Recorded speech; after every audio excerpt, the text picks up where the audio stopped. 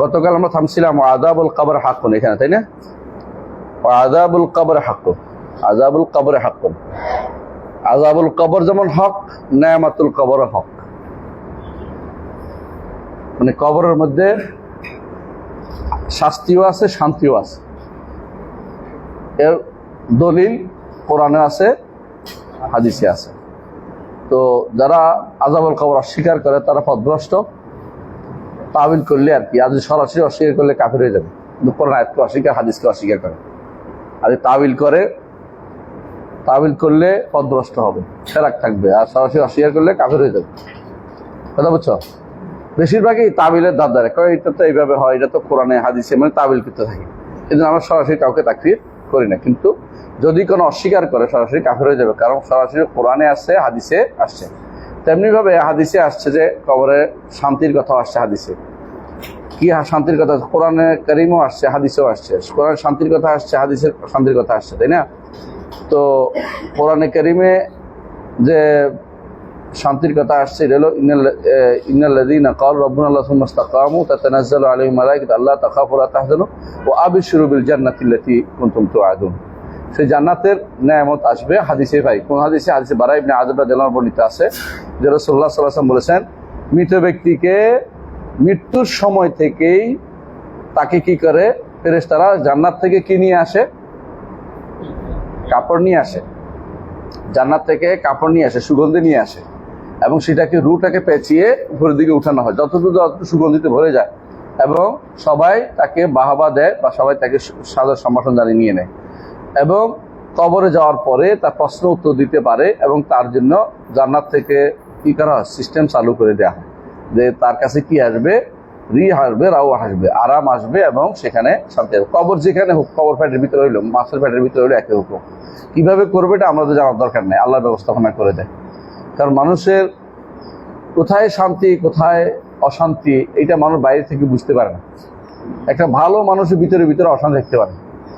দুইজন পাশাপাশি ঘুমাইছে, একজন দেখবে যে ঘুম থেকে উঠছে একেবারে হাত মুখ লাল হয়ে, মানে কি হয়েছে? একটু স্বপ্নে দেখছে যে ওরে এই বাঘে দৌড়াচ্ছে, সাপে দৌড়াচ্ছে, বলে যাচ্ছে, এখন আর কোনো উপায় নেই, কাঁপতেছে, কাঁপতে কাঁপতে উঠে গেলে কি, ও আসলে আমি তো এতক্ষণ তাহলে ঘুমেছিলাম। মানে এত কিন্তু বিপদ হয়ে গেছে এর মধ্যে একটা বিষয়। অনেক ঘুমের মধ্যেই মরে যায়, হার্ট অ্যাটাক করে ভয়। বোঝা গেল যে মূল যে শান্তি অশান্তির জায়গাটা আমাদের বাহ্যিক দৃষ্টিতে না দেখা গেলেও বাস্তবে হয়, এটা বিশ্বাস করতে হবে। যে আমরা কিছু নমুনা পাই ঘুমের মধ্যে, ঘুমের মধ্যে নমুনা অনেকেই পেয়ে যায়, স্বপ্নের মধ্যে দেখে অনেক কিছুতেই। এর মধ্যে একটা নমুনা প্রমাণিত হয় যে মানুষের আযাব, মানুষের আরাম ভিন্ন রকমও হইতে পারে। তবে আমি এটা বলছি না যে আযাব এবং শান্তি এটা ঘুমের স্বপ্নের মতো, এটা না, মানে বাস্তব আছে। আমি এটা শুধু উদাহরণ দেওয়ার জন্য বলছি যে এটা যে বাস্তব হইতে পারে, না দেখলেও এটা শুধু উদাহরণ দিয়ে বোঝাচ্ছি। কারণ বাস্তবতা আরো ভয়াবহ। দুনিয়ার বুকে মানুষের যে শান্তি বা শাস্তি এটা আপেক্ষিক। এখন শান্তি আছে, কতক্ষণ পরে শাস্তি হইতে পারে, আবার এখন শাস্তি আছে, কতক্ষণ শান্তি হইতে পারে।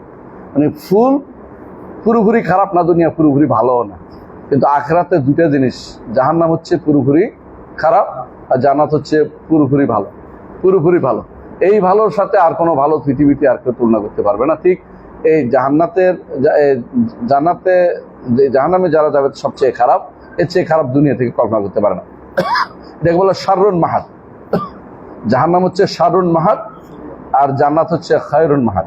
খায়রুন মাহাদ, মিম হা দাদ মাহাদ, শুধুমাত্র ভালো, শুধুমাত্র খারাপ। এর মাঝামাঝি কিছু আর নাই, মাঝামাঝি কিছু নাই। ভয় আযাব হবে, না কি হবে? আরাম পাবে। দুইটার একটা, আযাব পাবে না আরাম পাবে। এর মাঝখানে কিছু থাকবে না। মাঝখানে যারা থাকবে তারা শেষ পর্যন্ত কোথায় যাবে? জান্নাত। এরা কারা? আরাফে যারা থাকবে তারা। সুতরাং কবর আযাব হক। কবর আযাবের ব্যাপারে কোরআনে যা বলেছে তা সত্য, হাদিসে যা বলেছে তা সত্য। কবর আযাবের ব্যাপারে যে সমস্ত জিনিস আছে, কি দিয়ে আযাব দেওয়া হবে, কখন আযাব দেওয়া হবে, কখন আযাব বন্ধ হবে, এই বিষয়ে সবই হক। কবর আযাব বিভিন্ন কারণে বন্ধ হয়ে যায়, বিভিন্ন কারণে। কবর আযাব বন্ধ হওয়ার কারণ কি? এক নম্বর হচ্ছে দোয়া।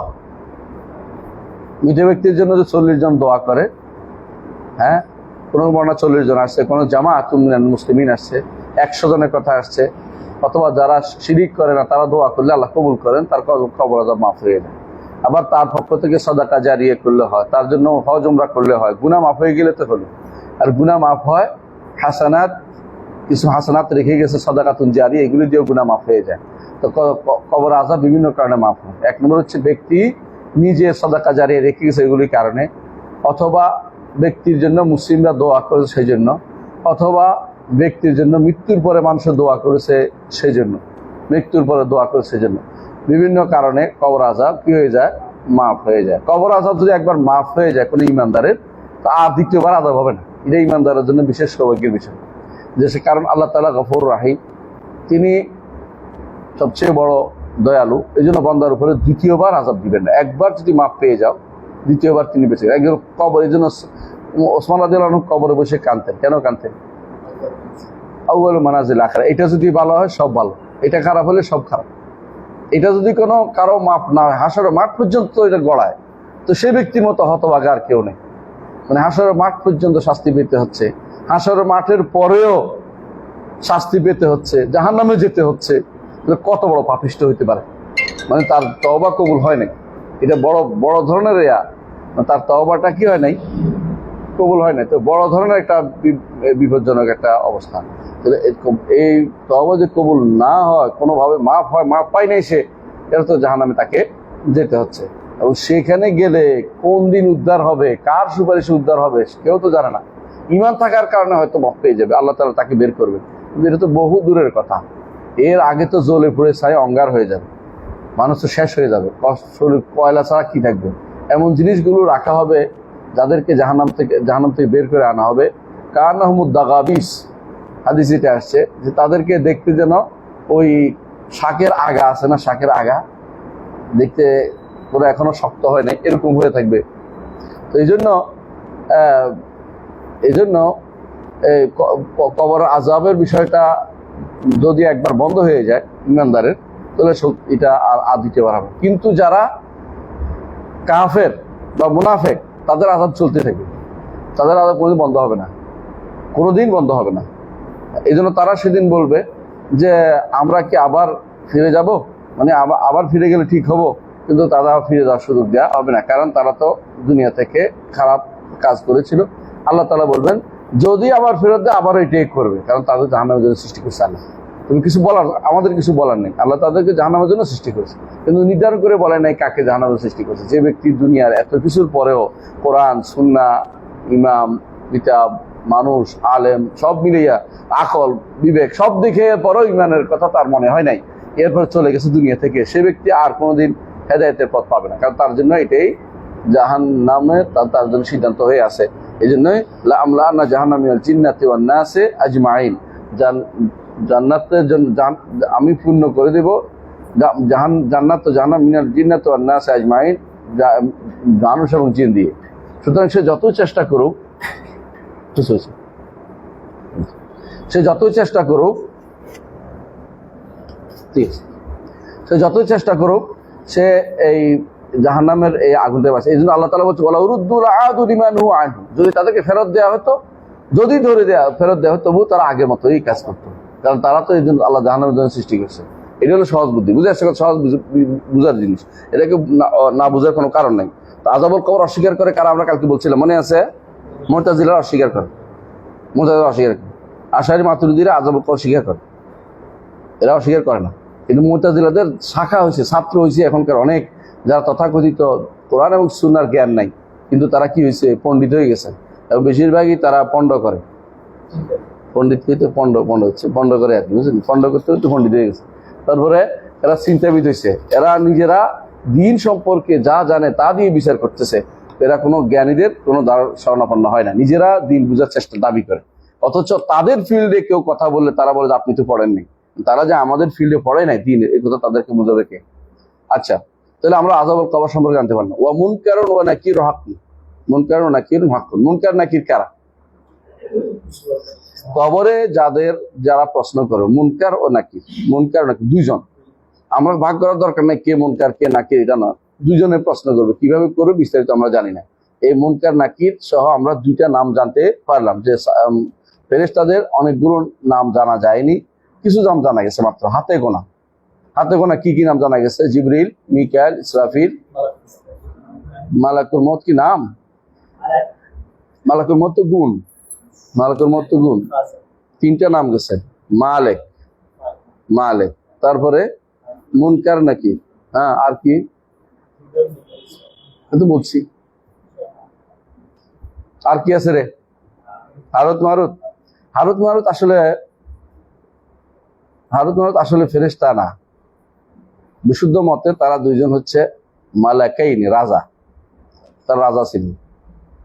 এগুলো বিশুদ্ধ মত আমি মনে করি, এই জন্য হারুত মারুতকে নাম না ধরাই ভালো। দুই রাজা ছিলেন, ওমা উনজিলা আলাল মালাকাইনি, মালিকাইনি, দুইটা রিওয়ায়াত আছে, কেরাত সাবঈয়া আছে 7 কেরাতের মধ্যে। এই জন্য বিশুদ্ধ মত যেটা, যে সমস্ত কাহিনী বর্ণনা করা হয় যে এরা জাহারা ফেরেশতা, এর পতা ইয়া হয়ে গেছে, এগুলো বানোয়াট কথা। ওই যে হ্যাঁ কোন নারীর সাথে তার কি সম্পর্ক করছে ফেরেশতা, এগুলি কোনোভাবেই গ্রহণযোগ্য। এই ইসরায়েলি বর্ণনা, ইসরায়েলি বর্ণনা আমাদের আকীদা দরকার নেই। তো হারুত মারুত নিঃসন্দেহে যদি বলে যে ফেরেশতা, আপত্তি নেই, কিন্তু বেশিরভাগ রিওয়ায়াত মত মনে করা হয় যে হারুত মারুত দুইজন রাজাই ছিলেন। মালিকাইনি মানে কি, রাজা, মালাকাইনি হইলে ফেরেশতা, বুঝেছ? তো সেই হিসেবে হোক। আর কি জানা আছে? আর কি আছে?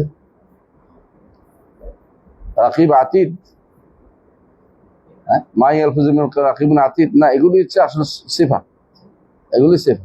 এর বাইরে আর কোনো নাম, আরেকজনের নাম বলা হয়, মানুষ বলে রেদওয়ান, কিন্তু রেদওয়ান নামে কোনো হাদিসে, বিশুদ্ধ হাদিসে আসে নাই, শুধু ইসরায়েলি বর্ণনায় আসছে।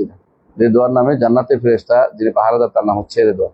এটাও কোনো বিশুদ্ধ হাদিসে আসে নাই, কথা বুঝছিস? সুতরাং এই জাতীয় নামগুলো আমরা না বাড়াই, আমরা যেগুলো জানছি এগুলো আমরা বলি, এর বাইরে অতিরিক্ত নাম আমরা না দিই। তাই কেরাম, তাহলে মুনকার নাকির, মুনকার ও নাকির, এইটা হক। হক মানে কি?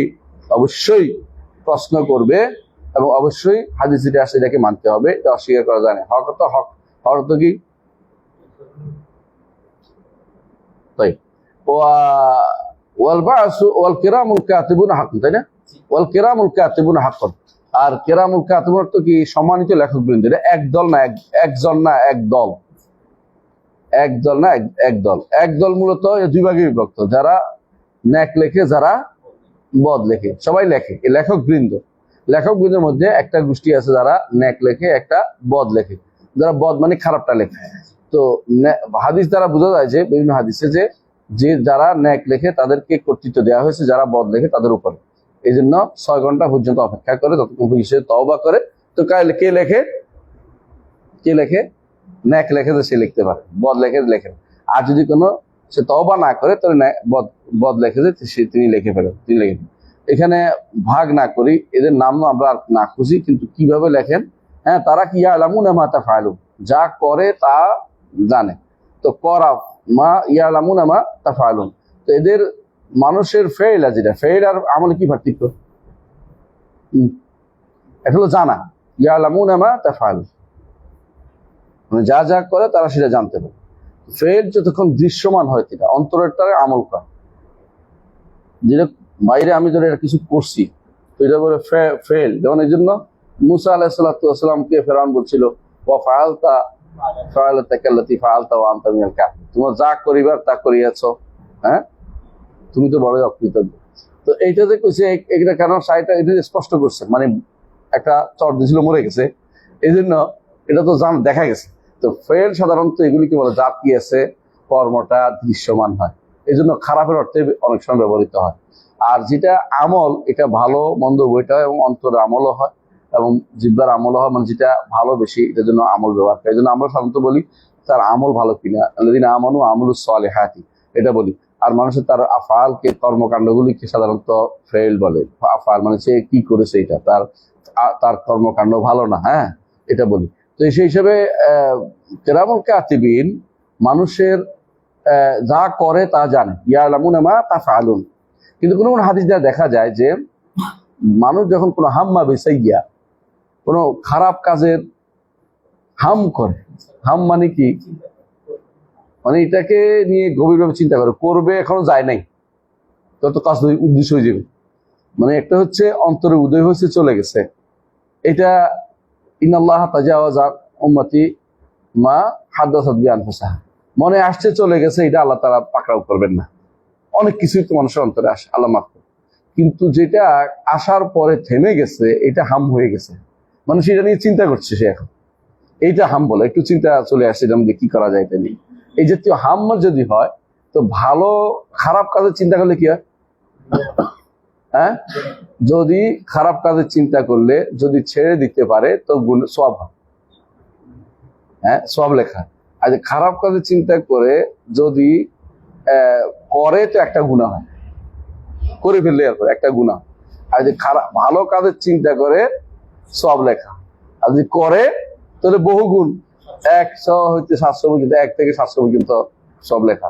এসবই আল্লাহর পক্ষ থেকে, যালিকা ফাদলুল্লাহ ইউতিহি মান ইয়াশা, এটা আল্লাহর পক্ষ থেকে দয়া, তিনি যাকে ইচ্ছে তাকে সেটা দান করেন। বোঝা গেল যে এইটা আল্লাহর পক্ষ থেকে বান্দাকে পার করে দেওয়ার জন্য। এই জন্য ভালো কাজ চিন্তা করে পারে না পারে। রাসূলুল্লাহ সাল্লাল্লাহু আলাইহি ওয়াসাল্লাম এই জন্য হাদিসে আছে না, যে মনে আছে আপনাদের, যে কেউ যদি কোনো ভালো কাজে করতে পারে না, মনে করে যে আমি যদি কোনো আমার আল্লাহ টাকা দিত ওর মতো আমি করতাম, তার জন্য হুমা ফিল আজরে সেওয়া, হুমা ফিল আজরে সেওয়া। আর কেউ যদি খারাপ কাজ করতে পারে না, কিন্তু মনে মনে আসলে ওর সব টাকা পাইনি, আমিও সিনেমাও চাইতাম নাউযুবিল্লাহ, তো ওই হুমা ফিল উজরে সাওয়া, ও দুইজনে গুনার মধ্যে সমান। কারণ এটা তো পারলে করতো, পারে না, দিকে নিয়ত ঢুকে গেছে। এই জন্য তো মোট কথা এটাই যে কেরামুন কাতিবিন যখন হাম হয় এটা জানতে পারে, বুঝতে পারে, এই জন্য লিখবে কেমনে, যখন হাম্মা তখন বুঝতে পারে। তারা এটার একটা কি পায়, এটার একটা আসর পায়, প্রভাব পায় মানুষের অন্তরের ভিতরে। এর আগ পর্যন্ত তারাও বলতে পারে না সে কি করবে, এই বান্দা কি করবে, এটা ফেরেশতারা জানার কথা না। কে জানবে? আল্লাহ। আল্লাহ, বুঝছেন তো? যেহেতু ফেরেশতারা জানে না, সেহেতু এই জায়গাতে ফেরেশতারা জানে না, এটা না হচ্ছে মুআল্লাক, তাকদীরের মুআল্লাক বলি না আমরা। তো কখন করে, ফেরেশতারা তো জানে না কি করবে, তো সে মনে করতেছে শেষ, কিন্তু সে তো আরো দোয়া করতেছে, আল্লাহ কবুল করতেছে। আল্লাহ কাছে লেখা আছে ঠিক এই লাস্টটা, যে এই ব্যক্তি কবুল করবে, লাস্ট শেষ। অর্থাৎ এই ব্যক্তি দোয়া কবুল হবে, এই লোকটা বাঁচবে, বাঁচার পর তার একটা সন্তান হবে, সন্তানের সহ্য গোষ্ঠী, এরপরে কি হবে সব আরো নেকি এমন পর্যন্ত সব লেখা আছে। সুতরাং এখানে এমন নয় যে এখানে আটকে গেছে, এটা বলা যায় না। এটা অর্থ হলো আপনি আল্লাহ সম্পর্কে আপনি নিজের উপর কিয়াস করছেন, এটা এই জন্য এটা শিরকের পর্যায়ে চলে যায়, বুঝে আসছে? এই জন্য অবশ্যই মনে করতে হবে আল্লাহ সব কিছু নির্ধারণ করে রেখেছে, বুঝেন তো? আপনি যে দোয়া করবেন এটাও নির্ধারিত, আপনি যে ক্ষমা পাবেন এটাও নির্ধারিত, কিন্তু ফেরেশতারা জানে না, তাদের খাতা শূন্য। তারা লেখে যা হচ্ছে তা, যা চিন্তা করছে তা, অথবা তাদেরকে যা ধরিয়ে দিয়েছে তা বাস্তবায়ন করে, পরবর্তী জিনিসটা তারা জানে না। এই জন্য তাদের দৃষ্টি আপনার দৃষ্টিতে মুআল্লাক, কিন্তু আল্লাহর কাছে কোনো কিছু কি নাই, মুআল্লাক নেই। সবকিছু কি স্থিরীকৃত, সবকিছু যথাযথভাবে সব নির্ধারিত। ইন্না কুল্লা শাইইন খালাকনাহু বিকাদার ওমা আমরুনা ইল্লা ওমা আমরুনা ইল্লা ওয়াহিদাতুন, শব্দটা বাদ দিয়েছেন কেন? ইল্লা ওয়াহিদাতুন কালামহিল বাসার, লামহিল বাসার, ওমা আমরুনা ইল্লা ওয়াহিদাতুন কালামহিল বাসার। এক ক্ষণিকের মতো হয়ে যায়, এটা আল্লাহর কাছে এটা বলবে যে কিয়ামতের কখন হয়ে যাবে বলতে পারো না, একটা পলকের মধ্যে হয়ে যাবে। তাই তাহলে কেরামুল কাতিবুন হাক্কুন, তাই না? মানে লেখক বৃন্দ, সম্মানিত লেখকদের বিষয়টা হক, এবং এটাকে ঈমান আনতে হবে। এই বিষয়ে ঈমান আনে না কারা?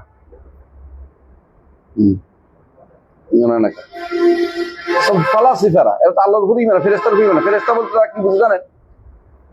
ফেরেশতা বলতে তারা কি বুঝে জানেন? ফালাসিফারা, দার্শনিকরা ফেরেশতা মানে না, ওটা দেখি না। অনেক সময় তাদের মধ্যে কেউ বলবো যে এটা বোধহয় এই মানুষের যে এখন বের হয়েছে, কি বলে এগুলি, না ওই যে পোকা ব্যাকটেরিয়া টেকটেরিয়া হইতে পারে, এরা মনে করতেছে। একদল মনে করবে এটা, আরেকদল মনে করবে এটা অর্থ রক্ত কণিকার কোনো খেলা বলতেছে, আরেকদল বলবো যে এটা আসলে কিছু না। শয়তানও মানে না তারা, ফালাসিফা। কারণ তাদের নিকট সরাসরি আল্লাহ কোনো সৃষ্টি করেনি, আল্লাহ সিস্টেম চালু করে দিচ্ছে, সিস্টেমের মধ্যে হয়ে যাচ্ছে সব। এই কথাটা আপনি প্রচুর দেখতে পাবেন। যারা কিউএফ লোকেশন, কিউএফ কোরআন রিসার্চ ফাউন্ডেশন, কিউআরএফ, এই এরিয়ার প্রত্যেকটা মধ্যে দেখবেন যে সে সবকিছু সিস্টেম চালু করে দিচ্ছে, মানে এটা সিস্টেম করছে, আল্লাহ করে নাই। তার বড় সমস্যা হচ্ছে তাকদীরের মাসলা, তাদের সমস্যা হয়, তারা কোথাও শুদ্ধ আকীদা আসতে পারে না। এই জন্য সলফে সালিহিন বলতেন যে আল কাদরু নিজামুত তাওহীদ, তাওহীদের শৃঙ্খলা রক্ষা করে তাকদীর। তাকদীর যদি কোনো ভুল হয়ে যায়, এই তাওহীদের কোনো ঠিক হবে না। তার এই জন্য তাকদীর মাসলা আমরা পড়াইতে চাই বেশি, আর আলোচনা করতে চাই। এটার উপরে বইটা যদি বের হয়ে যায়, ইনশাআল্লাহ আপনারা ভালো কিছু পাবেন। কারণ এটা বুঝতে হবে যে তাকদীরের মাসলার সাথে অনেক কিছু জড়িত। এরা কি করছে, মনে যখন বলে যে আল্লাহ এটা করছে এটা করছে, বিশ্বাস করতে চায় না। কেন? বিশেষ করে তাদের কাছে আল্লাহ হয়ে যাচ্ছে, বাধ্য হয়ে যাচ্ছে। এই জন্য তারা এটা সিস্টেমে, আল্লাহ সিস্টেম করছে, সিস্টেমে চলবে। মানে আল্লাহর উপর থেকে দোষ ছড়ানো চিন্তা করে আল্লাহকে কি করেছে, হ্যাঁ, মুআত্তাল করে দিছে, অকেজো করে দিছে। মানে আল্লাহ কি আর কোনো কাজ করে না, আল্লাহ কিছু করে না। এরা সিস্টেমের উপর নির্ভর করছে, বুঝছেন তো? মানে আল্লাহ এটা করছে, এটা করছে, করে আল্লাহ সিস্টেম করছে। দেখুন আপনি অনুবাদগুলি পুরোটা পাবেন এরকম, প্রত্যেক জায়গাতে এরকম পাবেন। অনুবাদ ভয়াবহ বিভ্রান্তিতে ভরা তার অনুবাদ, কিন্তু মানুষ এটাকে জায়গা জায়গা, তার পয়সা আছে দেখে তার ঘরে ঘরে প্রচার করতে জায়গা জায়গা দিতেছে। এগুলো এবারে কথা বলা আপনাদের দায়িত্ব, কারণ আমরা একদিন থাকবো না, কিন্তু বলবে কে? দিন কিন্তু নষ্ট করতে হয় এই দুই জায়গায় আক্রমণ করলে শেষ। একটা হচ্ছে আল্লাহ সংক্রান্ত আকীদা, একটা তাকদীর সংক্রান্ত আকীদা। এই দুই জায়গাতেই এরা পথভ্রষ্ট, কাদারি, জাবারি, তারপরে ফালাসিফা, তারপরে হ্যাঁ জাহমিয়ারা, মুতাজিলারা, আশারিরা, মাতুরিদি। দুই জায়গাতে বরবাদ, দুই জায়গাতে বরবাদ। কথা বুঝছেন তো? কারণ কেউ জাবারি হয়েছে, কেউ কাদারি হয়েছে, কাদারি হয়েছে। মূলে ফিরে তারা ঘুরে ফিরে এটা কোনোভাবে স্বীকার করতে রাজি নাই যে আল্লাহ সব নির্ধারণ করছে, তার মধ্যেও আমল করাটা নির্ধারণ করছে। তারা এই দুইটার মধ্যে সমন্বয় করতে পারেন, একটার সাথে একটা সবসময় বিরোধ তাদের মাথার ভিতরে আছে। এইটা থেকে বাঁচার জন্য তারা কি করে, ওই নতুন এক কথা জারি করছে, দেখি আমরা করব বলে আল্লাহ লিখছে। মানে আল্লাহ কোনো কিছু লিখে দেন, আমরা করব বলে আল্লাহ লিখছে। এটা যখন বলবে এর অর্থ কি? আল্লাহ আমাদের মুখাপেক্ষি। কথা বুঝছেন তো? মানে আল্লাহ আসলে এই অথচ এটার পক্ষে দলিল দিতে পারবে না, এটার পক্ষে কোনো দলিল একটাও নাই। অথচ রসুল, সাহাবায়ে কেরামকে রসুল কি বলেছেন? সবই নির্ধারিত। সাহাবায়ে কেরাম রসুল কাজ করবো কেন? কাজটাও নির্ধারিত। তুমি কাজ করবে ওইটা নির্ধারিত, তুমি চাও আল্লাহর কাছে ওইটাও নির্ধারণ করতে। তুমি যে কাজ করতে পারবা এটার উপর আল্লাহ শুকরিয়া আদায় করো, না করতে পারলে তুমি তওবা করো। গুনাহ হয়ে গেলে আর যদি বিপদ হয়ে যায়, বলো যে আল্লাহ আপনি লিখছেন, আপনি যা লিখছেন সঠিক কাজ করেছেন, আপনার উপর কথা বলার আমার কোনো কিছু নাই। লা ইউসাল্লাহু আম্মা ইয়াফআলু ওয়া ইয়াফআলুন। তাই তাহলে একটু বুঝে আসছে তো? হ্যাঁ, এরপর ওয়াল বাসু, হ্যাঁ বলেন, ওয়াল বাসু মিন বাদিল মাউত হাক্কুন। এখানে ওনারা যে জিনিসটা, মৃত্যুর কথা তো আলাদা করে উল্লেখ করার দরকার নাই। তো সাধারণত মানুষ মৃত্যুর পরে কবর, মুনকার নাকির এগুলি বলার পরে কিরামান কাতিবিন, এগুলো তো দুনিয়াতে হয়, বুঝছেন না? এবং এরপরে বাসু মিন বাদিল মাউত হাক্কুন, মৃত্যুর পরে পুনরুত্থানটা হক। মৃত্যুর পরে পুনরুত্থান নিয়েই আরবের মুশরিকরা অস্বীকার করত, আরবের মুশরিকরা অস্বীকার করত মৃত্যুর পরে পুনরুত্থান। এখনো একটা বিশাল সংখ্যক মানুষ মৃত্যুর পরে পুনরুত্থানের সঠিক বিশ্বাসী না। আল্লাহ কোরআনে কারীমে এই জন্য যারা বেশি কাফের তাদেরকে বলছে তারা আখিরাতে বিশ্বাসী না। যারা আখিরাতে বিশ্বাসী তারা কাফের হইতে পারে না, যে আবার আমাকে জবাবদিহি করতে হবে। আল্লাহ তাআলা এই জন্য বলছে, আলা ইয়াযুন্নু উলাইকা আন্নাহুম মাবউসুন লিয়াউমিন আযীম ইয়াউমা ইয়াকুমুন নাসু লিরাব্বিল আলামিন। যেই ব্যক্তি ওজনে কম দেয়, হ্যাঁ, ওয়াইলুল লিল মুতাফফিফিন আল্লাযিনা ইফতালু আলা নাসি ইস্তাওফুন ওয়া ইযা কালুহুম আও ওয়াজানুহুম ইখসিরুন। আল্লাহ এরপর কি বলছেন? আলা ইয়াযুন্নু উলাইকা আন্নাহুম মাবউসুন। কেমনে বলছে? এই কাজটা যে করছে তারা কি একটু চিন্তা করে না যে আল্লাহর সামনে আবার তার দাঁড়াতে হবে? তো দুনিয়ার বুকে যারাই অপরাধে লিপ্ত আছে তারা দুই শ্রেণীর। একটা তো এটাতে গাফেল, এই বিষয়টা তার মনে আসতেছে না, আখিরাতের কথা। হারাম খাওয়ার সময় মনে আসতেছে না, সুদ খাওয়ার সময়, ঘুষ খাওয়ার সময় মনে আসতেছে না, হ্যাঁ, জিনিসপত্র আটকে রেখে দাম বাড়ানোর বিষয়টা তারা যা করছে দেখাইছে না আপনাদেরকে, এমনকি পেট্রোল সহ করছে, হ্যাঁ, অকটেন আটকে রেখে দাম বাড়াইছে। এগুলি কিন্তু তারা সবই আখিরাতকে চিন্তা করে করেনি, তাদের টাকার দরকার, এটাই কথা। এটা দুই রকম, একটা হচ্ছে সে গাফেল, গাফেল, এরা অপরাধী। আর যারা এটাকে আখিরাতের কথা স্মরণ করার পরেও এটাকে কোনোভাবেই কিছু হবে না, বা এখানে আসলে কি হিসাব দিতে হবে কিনা এই চিন্তা তাদের নাই, তারা কি বড় ধরনের গুনাহে লিপ্ত। আর যারা মনে মনে আছে যে ওখানে আসলে কি আছে নাকি, বাস কাফের, এরকম চিন্তা হলে কাফের। আমি সুবহানাল্লাহ একদিন একজনকে বললাম যে প্রভিডেন্ট ফান্ডের সুদটা বন্ধ করে দিয়েছে, তো আমাকে বলতেছে তোমার সুদটা আমাকে দিয়ে দাও। ইউনিভার্সিটি টিচার, মানে সে যে আখিরাতে বিশ্বাস করে প্রমাণিত হইলো। মানে এরকম তাদের কাছে যদি আপনি বলেন ভালো করে কোনো কিছু হারাম বলেন, ওটা আমি দেখবো ওই সময়, তুমি আমার দিয়ে দাও, এটা মানে হারাম খাবে সে, কোনো কথা নেই। এরা আসলে আখিরাতে বিশ্বাসী না। এই জন্য আল্লাহ কোরআনে কারীম বারবার এই জিনিসটা তুলে ধরেছেন যে যারা এটা করে তারা আখিরাতে বিশ্বাস করে না, আখিরাতের ঈমান রাখে না। এই জন্য আখিরাতের ঈমানটা খুবই জরুরি। এই জন্য আখিরাতের ঈমান থাকলে দুনিয়ার বুকেই মানুষ শিরক করতে পারবে, কারণ সে জানে যে কার সামনে ঘুরতে হবে, আল্লাহর সামনে। কবর যাবে, মাজারওয়ালা যাবে, পীরের কোনো কাজে লাগবে? যারা বলে হাসরের মাঠে কেউ জাহাজ নিয়ে আসবে।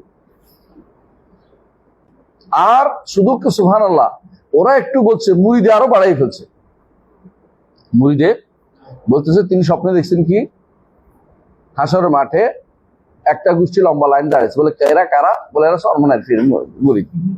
তো মানে বলছে যে তো আমি তো মুরিদ না, তো তুমি কে, তুমি তো আসতে পারবে না, কারণ আমি ওনাদের ভালোবাসি, তো তুমিও দাঁড়া, মানে বাইরে গেছে, মানে দুনিয়া হয় আপনাকে মুরিদ দিতে পারো, তাদের ভালোবাসতে। সবচেয়ে বিভ্রান্ত হলে পীর মুরিদেরা, বিভ্রান্ত হলো পীর মুরিদেরা, এরা অন্যদেরকে বিভ্রান্ত বলে।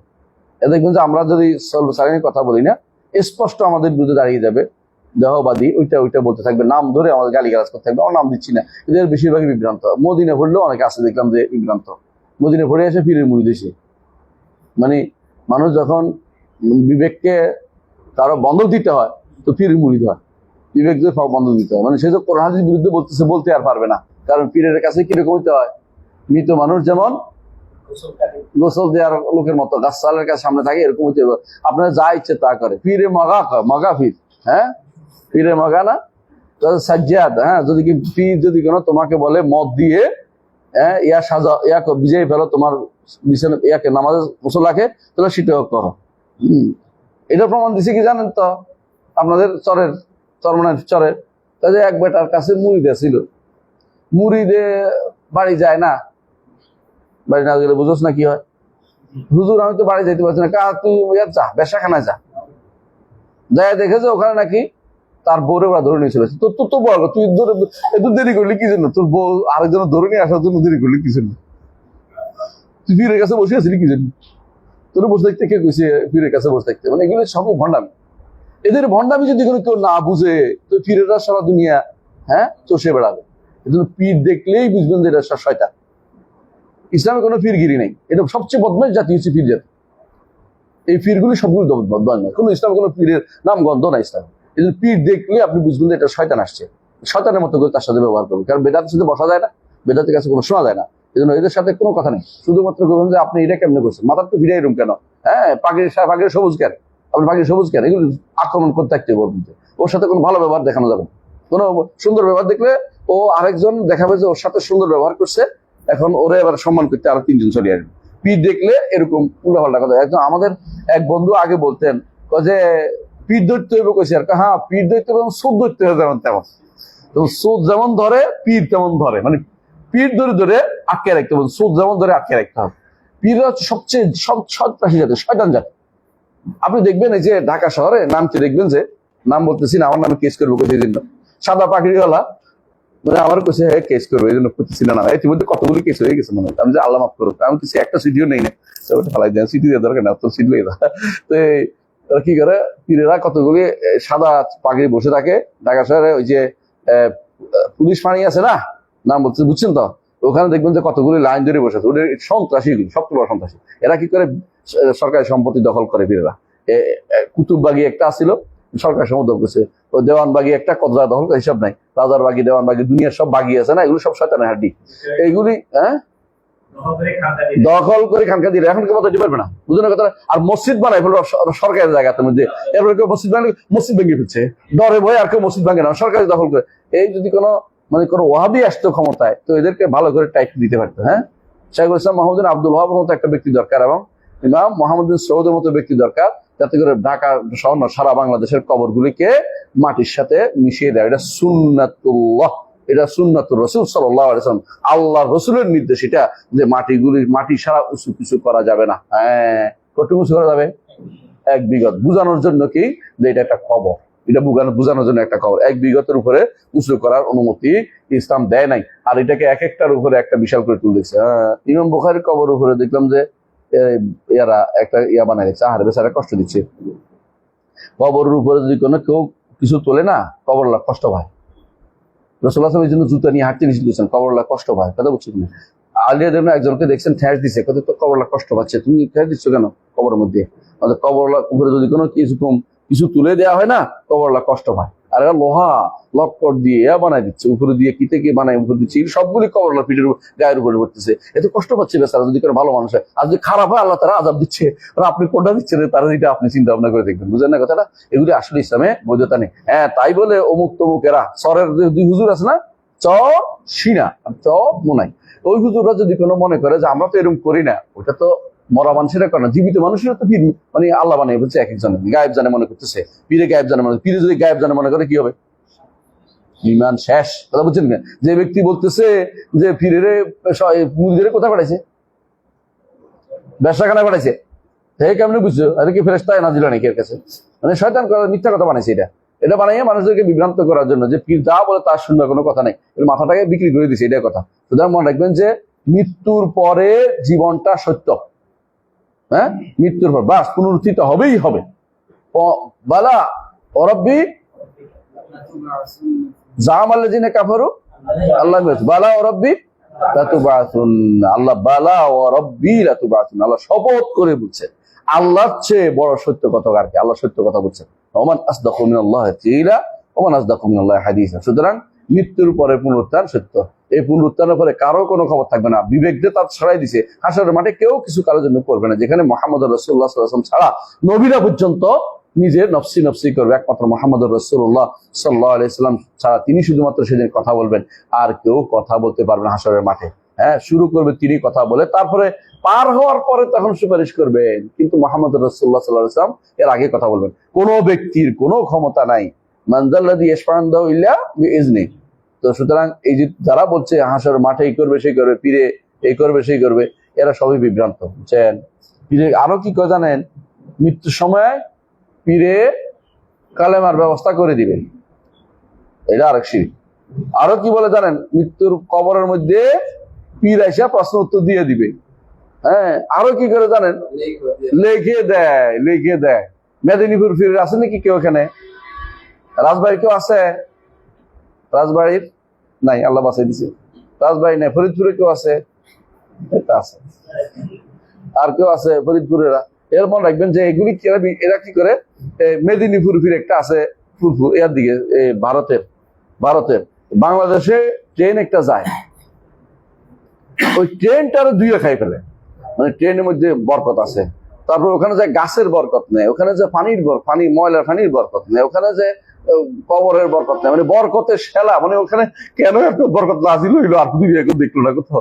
মানে শুধু বরকত আর বরকতের মধ্যে এরপরে পুরা শিরকে ভরা কাজগুলি তারা করে। ওদের কর্মকাণ্ড পুরো শিয়াইজমকে হার মানে, পুরো শিয়াইজমকে হার মানে। আর সুফিদের মধ্যে যতক্ষণ পর্যন্ত হুসাইনিয়া রেজিদি ভাগ না করবো শান্তি পায় না। আপনি যতই বলেন যে পীরগির না, তো এজিদি, আপনি যে বলছেন যে এটা পীরগির না, কবে এজিদি। আর তারা কবর পূজারি মাজার পূজারি হলো হোসাইনি, মানে এদের তো শিয়াদের সাথে এদের মিলে। সুফিবাদ এবং শিয়াবাদ রাফেজি একই জিনিস, একই মুদ্রা, এপিট ওপিট, কোনো পার্থক্য নাই। শুরু হয়েছে দুটো, একজন দেখবেন সমস্ত সুফিদের পীরকে আলী রাদিয়াল্লাহু আনহু, আর সমস্ত শিয়াদের পীরকে আলী রাদিয়াল্লাহু আনহু, ইমাম চালেন। বুঝছেন তো? জায়গা মতো এক জায়গায় ফিট হয়েছে, এই জন্য একে অপরের সহযোগী হয়, একে অপরের কথা দিয়ে দলিল দেয়। 40 শিয়ারা পালন করে, দেখছেন না প্রমাণ? দেখছেন না? ইরানে দল পদ্মষ্ট যে এদের জন্য 40 পালন করছে কদিন আগে। শিয়ারা সুন্নিরা কি করে? সুন্নি নামে তাসাউফপন্থী, এরা 40 পালন করে। তো বোঝা গেল দুইটা একই জায়গা থেকে আসছে। বুঝে আসছে? দেখবেন যে ওই সুফির মহরমের জন্য কান্নাকাটি করতে করতে শেষ। লাল শিয়া, নীল শিয়া, আসমান, লালে লাল দুনিয়া, এগুলি দিয়ে দুনিয়া ভরা ফেলছে। তারপর এগুলি সবে, এরা কিন্তু মনস্তাত্ত্বিক শিয়াই, কিন্তু এরা জাস্ট শিয়াইজম নাম গ্রহণ করে নাই, কিন্তু মনের দিক থেকে সুফিরা শিয়াবাদে প্রচার করে। কথা বুঝছেন? সুতরাং হাসরের মাঠের যে হবে এটা চিন্তা করলে কেউ কোনোদিন অন্য কারো কাছে কিছু ধর্ণা দেওয়া চিন্তা করবে না। কার কাছে করবে?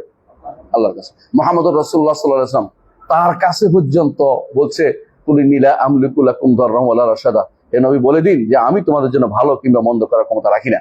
এখন যদি কেউ কবরের কাছে বোঝায় বলে, ইয়া রাসূলুল্লাহ আপনি আল্লাহকে বলে দেন আমার এইটা ওইটা, তাহলে সে ব্যক্তি মুশরিক। কারণ সে রসুলের কাছে চাইছে, মরার পরে রসুল কিছু করতে পারেন না, রসুল মারা গেছেন। এদের নিকট রসুল মরেন নাই, কবরে শুইছে। রসুল মরেন নাই বললে কোরআন অস্বীকার করা হয়, পর্দার আড়াল হয়েছে, এই সমস্ত শব্দ চলবে না। রসুল মারা গেছেন। রসুল মারা না গেলে সাহাবায়ে কেরাম তাকে কবরে দেন নাই, কারণ কবর দিতে হলে মরতে হয়। জীবন্ত মানুষ কবর দেওয়া ইসলামে অনুমোদন করে না। জীবন্ত মানুষ কবর দিলে এর শাস্তি, মহাশাস্তি হওয়া উচিত। বুঝলেন না কথাটা? জীবন্ত মানুষ কবর দিয়ে দিচ্ছে, কথা বুঝেন না আপনি? মানে সেটা বিশাল ব্যাপার। রাসূলুল্লাহ সাল্লাল্লাহু আলাইহি ওয়াসাল্লাম মারা না গেলে কবর দিয়ে দিচ্ছে ওরা, মানে এটা তো আপনি কিভাবে বিশ্বাস করতে পারেন? রসুল মারা গেছেন, তারপর কবর দিয়েছে, কোনো সন্দেহ নেই। এবং আবু বকর বলে দিয়েছেন সেদিন, যে ব্যক্তি মুহাম্মদ সাল্লাল্লাহু আলাইহি ওয়াসাল্লাম ইবাদত করতো সে যেন জানে যে সে মুহাম্মদ মরে গেছে, আর যে ব্যক্তি আল্লাহ ইবাদত করে সে যেন জানে যে আল্লাহ হাইয়ুন লা ইয়ামুত, তিনি এমন চিরঞ্জীব যিনি কোনোদিন মারা যাবেন না। আপনি যখনই দেখবেন এই সমস্ত জিনিস বাড়াবাড়ি করছে, ওদের থেকে বুঝানোর চেষ্টা করবেন, না বুঝলে ওমা আলাইকা আল্লাহ ইয়াযাক্কা, তাকে ছেড়ে যাকে সাধারণ মানুষকে হক কথা বলার চেষ্টা করবেন, ও যদি না শোনে ওইটা নিয়ে থাকুক। বুঝলেন তো? বেদাতীদের নিয়ে বেশি মাতামাতি করবেন না, যত মাতামাতি করবেন, যত মুনাজারা করবেন, তত তারা আশকারা পেয়ে যাবে। কোন বেদাতীদের মুনাজারা করতে নাই, আপনি যে শুনতে চায় তারে শোনাবেন। আল্লাহ আমাদেরকে সেই নীতি জানিয়েছেন মুহাম্মদ রাসূলুল্লাহ সাল্লাল্লাহু আলাইহি ওয়াসাল্লামের মাধ্যমে। আল্লাহ বলছেন, যে আপনার কাছে দৌড়ে আসে তাকে শিক্ষা দেন, যে শিখতে চায় না, যে করে উল্টা পথে রওনা হয়েছে, তাকে আপনি শিখাবেন না, নিষেধ করে দিয়েছেন। ওমা আলাইকা আল্লাহ ইয়াযাক্কা, তার আগে যদি না করতে পারেন আপনার কোনো দোষ হবে না, নবীর যদি দোষ না হয় আমারও হবে না। কথা বুঝছেন তো? সুতরাং আপনি সে যদি মোনাজারা করতেছে, বলেন কোনো মোনাজারা নাই, কোরআন সুন্নাহ আছে, মানলে মানো, না মানলে তুমি কোথায় যাবা যাও, তুমি কোন উপত্যকায় তুমি মরবা, আমার কিছু বলার নাই। মৃত্যুর পরে জীবন হক, কথা বুঝে আসছে? মৃত্যুর পর জীবন কিরকম হবে? হ্যাঁ, হাসরের মাঠে একটা জীবন, সেখানে বিভিন্ন রকমের শাস্তি হবে।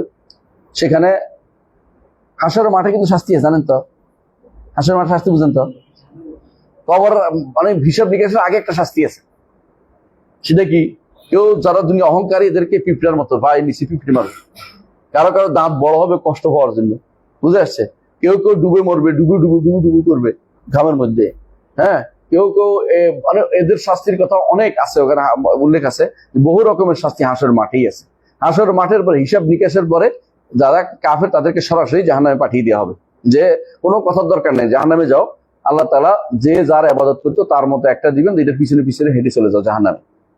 নবীরা না, ইন্নাল্লাযীনা সাবাকাত লাহুম মিনাল হুসনা উলাইকা আনহা মুবাদুন লা ইয়াসমাউনা হাসিসাহা ওয়া হুম ফি মাশতাহাত আনফুসুহুম খালিদুন। যারা যার ইবাদত করতো এরা যদি কোনো ভালো মানুষ হয়ে থাকে ওদেরকে দিবে না, ওদের মতো দিবেন, ওই পিছনে পিছনে জাহান্নামে চলে যাবে। আর বাকি থাকবে শুধু এই উম্মতের মধ্যে যারা ঈমানদার এবং যাদের মুনাফিক, যারা স্পষ্টভাবে কার ইবাদত করে নাই, তাদেরকে আল্লাহ তাআলা আলাদা আলাদা ব্যবস্থাপনা করবেন। এই যে বিশাল যজ্ঞ, কত বছর? 50,000 বছর। ইমানদারের জন্য আল্লাহ এটাকে সহজ করে সময় কমিয়ে দিবেন।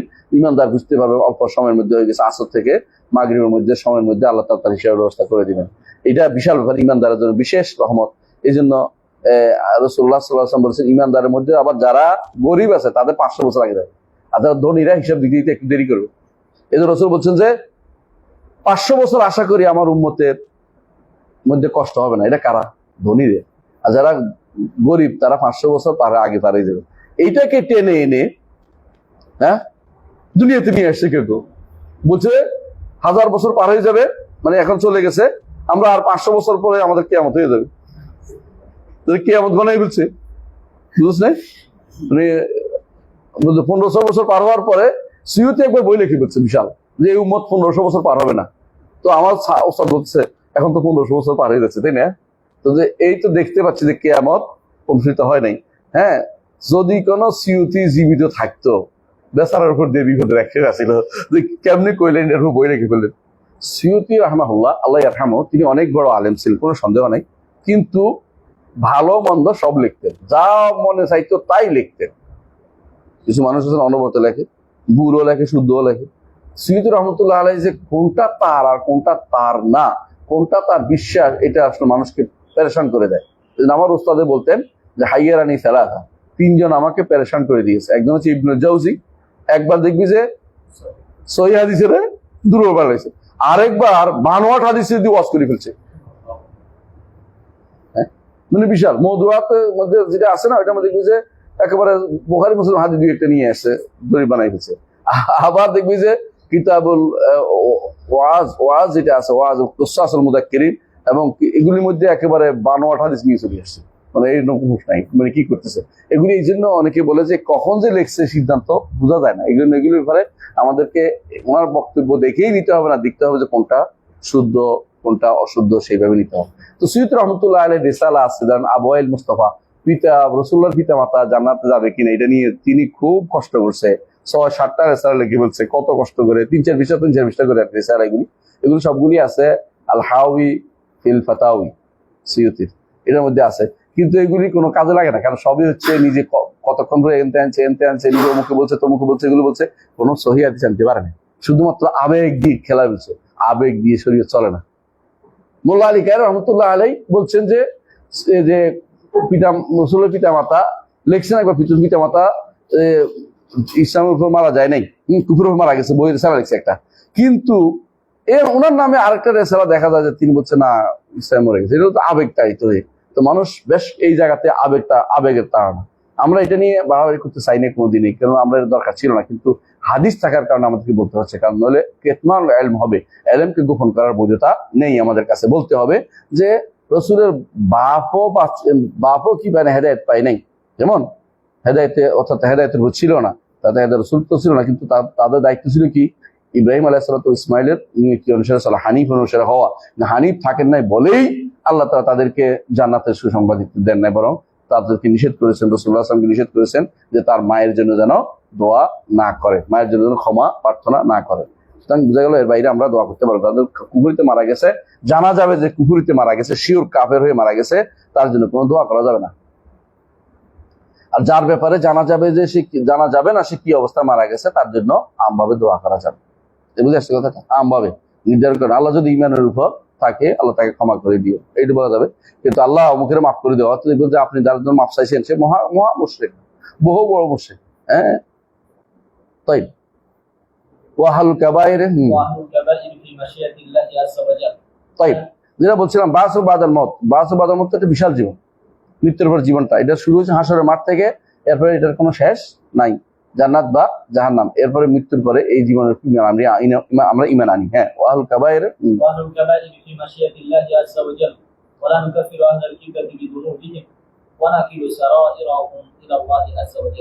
আহুল কাবায়ের ফি মাশিয়াতিল্লাহ আযজা ওয়া জাল, যারা কবিরা গুনাহ করছে, কবিরা গুনাহ মানে উদ্দেশ্য হচ্ছে এখানে যারা শিরিক করে নাই এবং বড় শিরিক করে নাই এবং নিফাক করে নাই এবং বড় কুফর করে নাই, যদি এই তিনটা করে তাহলে কবিরা গুনাহ হচ্ছে বড়।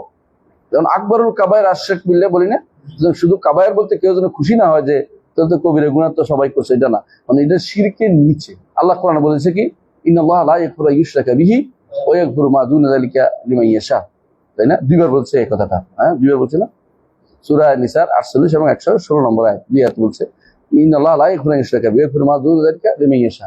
আল্লাহ তাআলা ক্ষমা করবেন না যারা তার সাথে শিরিক করে, কাউকে ক্ষমা করবেন। এমনকি নবীদের সম্পর্কে বলছেন ওয়ালাউ আশরাকু লাহাবাতা আনহুম মা কানু ইয়ামালুন, যদি তারা শিরিক করতো, নবীদের অনেকের কথা উল্লেখ করে বলছেন, তাহলে তার সমস্ত আমল ধ্বংস করে দিতাম। সুতরাং বোঝা গেল যে আহুল কাবায়ের বলতে এখানে কাদের বোঝানো হয়েছে, মা দুনা শিরকি ওয়াল কুফরি ওয়ান নিফাক, এর নিচে যেগুলি আছে, অর্থাৎ কুফরে আসগর অথবা নিফাক আসগর অথবা কাবায়ের মাআসি, এগুলির ব্যাপারে বলা হয়েছে ফি মাশিয়াতিল্লাহ আযজা ওয়া জাল্লা, আল্লাহ ইচ্ছার উপর থাকবে। আল্লাহ ইচ্ছা করলে তাকে ক্ষমা করে দিয়ে জান্নাত দিবেন, ইচ্ছা করলে তাকে শাস্তি দিবেন, তারপর জান্নাত দিবেন। বুঝে আসছে তো? সুতরাং দুইটার একটা, হয় ইচ্ছা জান্নাতি ইচ্ছা দিয়ে দিবেন, মাফ করে দিয়ে কোনো কারণে, কারণটা কি আগ্রহ ছিল, কারণটা কি ভালো কাজ করছে দুনিয়াতে, কারণটা কোনো কাজ থাকবে। যেমন ভালো কাজের মশলা আপনার মনে আছে, এক ব্যক্তি দুনিয়ার সব গুনাহ করেছে, হাসর মাঠে আল্লাহ জিজ্ঞাসা করবেন কি করেছে, কিছু করিনি, মানে ভালো কোনো কাজ করিনি, তবে আমি মানুষের কি দিতাম, দিন দিতাম, দিতে না পারলে হয় ছেড়ে দিতাম নয় সময় বাড়াই দিতাম। আল্লাহ তো যেটা তো আমার কাজ করেছি, মানে যেটা আমি বান্দাদের প্রতি ইহসান করেছো আমি তোমাকে ক্ষমা করে দিলাম, এটা তো ক্ষমা হয়ে যাবে, অথচ গুনাহ আছে। তাহলে কখনো বিশেষ কোনো কাজের কারণে তার হিকমতের তাকাদা অনুযায়ী, যেমন সবসময় বলতে হবে এটা তার হিকমতের তাকাদা অনুযায়ী, হিকমতের চাহিদা অনুযায়ী, আল্লাহ হিকমতের যেটা বলে আশায়দা বলে কোনো হিকমত বাদে, এটা হচ্ছে আশায়দের বিভ্রান্তি। আর আমরা বলি আল্লাহর হিকমতের চাহিদা অনুসারে আল্লাহ এটা করবেন, কাকে কোন কারণে দুনিয়াতে আল্লাহ তাকে কোনো একটা ভালো কাজ করার সুযোগ দিচ্ছেন, এইটা দেখাই আল্লাহ তাকে কি করবেন, মাফ করে দেবেন। যেমন যে ব্যক্তি এই অনেক বড় 99টা গুনার বালাম আর একটা আয়াত, একটা কার্ড মাত্র, এটা দিয়ে আল্লাহ যে পার করছেন, এটা আল্লাহর রহমত। সেই ব্যক্তি তো এটা আনতে পারতো না, আল্লাহ তাকে এটা দেখে এটার মধ্যে তার কি ছিল, এক সময় তার একটা কি ছিল, খালেস নিয়তে আল্লাহর ব্যাপারে তার কোনো সামান্যতম কোনো সন্দেহ আসে নাই। একান্তভাবে যখন লা ইলাহা ইল্লাল্লাহ শর্ত পূরণ করে লা ইলাহা ইল্লাল্লাহ রোকন পূরণ করে সে ব্যক্তি বলতে পেরেছে, আল্লাহ তাকে সেদিন পার করে দিবেন। হাদিস বুঝে আসছে তো? বোঝা গেল যে আল্লাহ তাআলা হাশরের মাঠে কবিরা গুনাহগারীকে হয় বিশেষ তার হিকমতের তাকাদা অনুসারে দুনিয়াতে যে কাজ করিয়েছেন সেটা দিয়ে আল্লাহ তাকে পার করে দিবেন, অথবা তাকে শাস্তি দিবেন। কিন্তু কবিরা গুনাহগার চিরস্থায়ী জাহান্নামী। কথা বুঝছেন তো? চিরস্থায়ী জাহান্নামী হবে না। আচ্ছা, এরপর একটা বলছে ওয়ালা নুকাফিরু আহলাল কিবলাতি বিযুনুবিহিম ওয়া নাকিলু সারাইরাহুম ইলাল্লাহ আযজা ওয়া জাল্লা। আহলাল কিবলাকে তাকফির করা, এই মাসালাটাতে বহু মানুষ বিভ্রান্ত, এটা আমাকে জানতে হবে। সেটা কি? একটা হচ্ছে তাকফির করা, একটা হচ্ছে কাফের হওয়া। এটা আপনাদের মনে রাখতে হবে। আমি কাউকে কাফের বলি নাই তাই বলে কি কাফের হবে না? অনেকের কাছে ছোট্টখাটো এই মাসালাটা বুঝে আসে না। অনেকে বলে তো কাফের হবে কেন? সুবহানাল্লাহ, কাফের তো হয়েই রয়েছে। আমার বলার বিষয়টা তো হচ্ছে হুজ্জত কায়েমের মাসালা। আমার বলার কাউকে বলো, কিন্তু কাফের হয় অনেক মানুষ কাফের হয়ে রয়েছে জগতে, কিন্তু আমি তাকে কাফের বলতে পারছি না। কেন? কারণ তাকে যদি আমি নির্ধারণ করি কাফের বলি, তাহলে আমার কি লাগবে? প্রমাণ লাগবে। এবং কারণ কি? যদি আমি বলতে, সে বলছে যদি হয়তো বলতে পারে যে এটা তাবিল, অথবা বলতে পারে তাকলিদ, অথবা এটা বলে আমার জোর করা হয়েছে, হ্যাঁ, অথবা বলতে পারে আমার মুখ্যতা আছে, অথবা বলতে আমার ভুল করে করছে, অথবা বলতে আমি অপারক ছিলাম। এগুলি তার কথা মুখ দিয়ে বের হোক যে আমার অপারক ছিলাম। কিন্তু আপনি একজন মানুষ পুরো কাফের হয়ে গেছে, তারপরে বলেন যে না না ওরে কাফের বলা যাবে না, এটা ঠিক নয়। যারাই ধরেন যারাই আল্লাহ ছাড়া কারোর জন্য টাকা দিবে সে ব্যক্তি কাফের, এটা বলতে কোনো হুজ্জত প্রমাণ করা লাগবে না, এটা কাফের। এটা যদি কেউ বলে যে না এটা বলবো না, এটা তাকে তো আমরা কাফের বলে ফেলছি, তাহলে বুঝবেন আপনি মুরজিয়া। আপনি কি বুঝছেন তো? মানে কাউকে কাফের হওয়ার জন্য, নিজে নিজে কাফের হওয়ার জন্য আমাদের হুজ্জত কায়েম করার কোনো দরকার নেই, কারণ হয়ে গেছে। কারণ এখন যদি অনেক সময় আছে যেখানে তার জাহালত, মূর্খ, মানে না জানাটা তার জন্য ওজন হবে, আবার কোথাও কোথাও ওজন হয় না।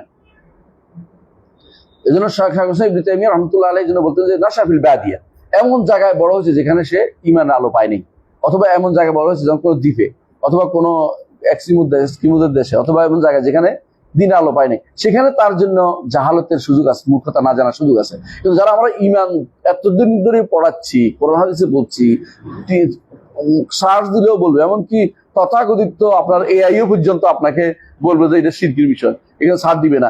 সেখানে আপনি বলবেন যে আমার তো জানা ছিল না, তো আপনি কতদিন না জানা থাকবেন? এটা গ্রহণযোগ্য হবে না। কথা বুঝেন না? এই জাতীয় ওজোর দিলে ওজোর গ্রহণযোগ্য হবে না। এখন ওজোর গ্রহণযোগ্য হবে না, এটা হচ্ছে শাসকের জন্য অথবা মুফতির জন্য, তার কাছে ওজোর গ্রহণযোগ্য হবে না। কথা বুঝছেন তো? এটা কেন? তিনি এটা দিয়ে বিচারের ব্যবস্থা করবেন, অথবা তাকে হুজ্জত কায়েমের ব্যবস্থা করবেন, অথবা তার এটা বলবেন।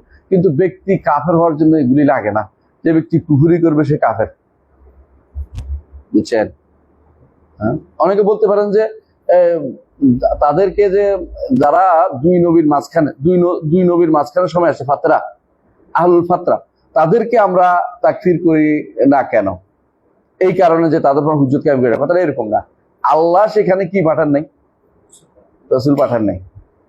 তাতে করে মা জাআনামি বাশীরুম ওয়া নাযীর, এটা বলে নাই। তাদের কাছে কোনো ইমানের কোনো আলো আসে নাই। তো তাদের কাছে ইমানের আলো থাকতো, আল্লাহর বাণী থাকতো, রাসূলের হাদিস থাকতো, এরপরে শিরিক করতো, এদের কিন্তু ওজন নাই। এদের জন্য আমি বলবো না যে এরা তো আমরা তাকফির করার জন্য, না এরা কাফের হয়ে রয়েছে, আমি হয়তো তাকফির করার জন্য কি লাগবে? আমার জন্য ইয়া লাগবে। এই জন্য অনেকেই কাফের হয়ে গেলে কাফের বলতে হবে, আমাদেরকে যারা এই কাজ করবে তারা কাফের বলতে হবে, নয়তো আমরা কোনোদিনই কাফের বলতে পারবো না। হ্যাঁ, নির্ধারণ করে বলতে গেলে কোনো ব্যক্তিকে, তখন আমি যদি বলতে যাই তখন কি লাগবে? শর্ত এবং বাধা দূর করতে হবে। শর্ত কয়টা? 2টা। বাধা কয়টা? 6টা। শর্ত কয়টা? 2টা। মনে আসতো কি কি? একামতুল হুজ্জাহ, আর হলো ইজালাতুশ শুবহা। আর শর্ত বাধা কয়টা? 6টা। কি কি? জাহাল, খাতা। জাহাল মানে না জানা, না জানা আবার সব জায়গায় না, খাতা সব জায়গায় না, বুঝে আসছে? আরেকটা কি? জোর পুরো করা। জোরও সব জোর গ্রহণযোগ্য হবে না, সব জোর গ্রহণযোগ্য হবে না। কথা বুঝছেন? আরেকটা কি? অপারগতা। এটা কি? অপারগতা, তাই না? আরেকটা হলো তাউইল, একটা তাকলিদ। যে মানুষের তাবিল করে চলতেছে, মনে করছে এটা না, তাকলিদ করছে, সে বাবার এভাবে পাইছে এভাবে চলতেছে, তারা কেউ বলে নাই এরকম। কিন্তু কখনো কখনো তার কোনো দলিল, কোনো প্রমাণ লাগবে না কাফের হয়ে যাওয়ার জন্য। আমরা কাফের বলার জন্য তাকে এটা লাগবে। কথা বুঝছেন? এটা স্পষ্ট বুঝতে হবে, না এটা না বুঝলে বিপদ আছে। যে কাউকে কাফের বলার জন্য আমার কি লাগবে? তাকফির করার জন্য, ওলা নুকাফের। কিন্তু কেউ কাফের হওয়ার জন্য আমার আমার দিকে তাকিয়ে থাকা লাগবে না, কারণ ব্যক্তির আমল ব্যক্তির জন্য কি আখিরাতের বাঁচা বা মরার কারণ, মানে নাজাত পাওয়া অথবা ধ্বংস হওয়ার কারণ। আমার সাথে সংশ্লিষ্ট হলো আমি যদি কোনো এই পর্যায়ে থাকি তাকে হুজ্জত কায়েম করবো। যেমন আমি যদি কোনো যদি রাষ্ট্রপ্রধান অথবা যদি রাষ্ট্রপ্রধান হওয়ার ইচ্ছা নাই, বলতেছি বোঝানোর জন্য, অথবা যদি ইয়া হই কোন এই রাষ্ট্র প্রধান বিচারপতি অথবা বিচার কোন দায়িত্ব থাকে, অথবা যদি কোনো সে মুফতি হয়, তখন তার জন্য দায়িত্বের ভিতরে পড়ে। কিন্তু এর বাইরেও মানুষ কি হয়ে যায়, কাফের হয়ে যায়। কথা বুঝছেন? নইলে তো মানুষ অনেক শিরিক করবো, কাফের হবে না। এই যে যারা দেখেন, যারা আল্লাহ কি বলছে যে এই যে ঠাট্টা করে না, হ্যাঁ ঠাট্টা করে না, ঠাট্টা করলে কি হয়, কাফের হয়ে যায় না? কাফের হয়ে যায় না? এখন কি হুজ্জত কায়েম করবেন যে কাফের দাঁড়িয়ে থাকবে না? এই জন্য আল্লাহ তাআলা কোরআনে কি বলছে, লা তা'তাযিরু কাদ কাফারতুম বা'দা ঈমানিকুম। ওজোর বেশ করার দরকার নেই, কাফের হয়ে গেছে। কারণ নবী ছিল, হ্যাঁ ওদেরকে জেনে নিতে পারতে। তুমি জেনে না জানার কারণে তুমি এখন বলবো যে আমরা তো ঠাট্টা মস্কারি করতে না। ওলা ইনসাআলতুম লা ইয়াকুলুনা ইন্নামা কুননা নাখুযু ওয়া নালআব কুল আবিল্লাহি ওয়া আয়াতিহি ওয়া রাসূলিহি কুনতুম তাস্তাহজিউন লা তা'তাযিরু কাদ কাফারতুম বা'দা ঈমানিকুম ইন না'ফু আন তা'iফাতিন মিনকুম নু'আযযিব তা'iফাতান বিআন্নাহুম কানু মুজরিমিন। যারা তওবা করবে চাইবে তাদেরকে ক্ষমা করবে, আর যারা তওবা চাইবে না মন থেকে তাদেরকে আল্লাহ তাআলা মুজরিম হিসেবে তাদেরকে শাস্তি দিবে। মুজরিম এটা কুফরি কাফের হিসেবে শাস্তি দিবে। কিন্তু আমরা তাকফীর করতে হলে কি লাগবে?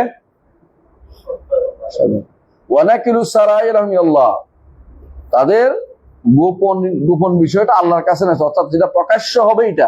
কিন্তু কোনো মানুষের গোপনে কাফের হয়ে গেছে এটা বলার আমার সুযোগ নাই। নির্ধারণ করে কাউকে আল্লাহর উপর সুপর্দ করবো, তার গোপন জিনিসটা আল্লাহর উপর, গোপনে কাফের হয়েছে এটা বলার দরকার নেই যতক্ষণ প্রকাশ্যে আমাদের কাছে না আসবে। গোপনে কি করছে আমরা জানি না। মানুষকে প্রকাশ্যের উপর আমল করতে হবে, মানুষ প্রকাশ্যে সে ব্যক্তি কাফের কুফরি করা আমরা ভালো।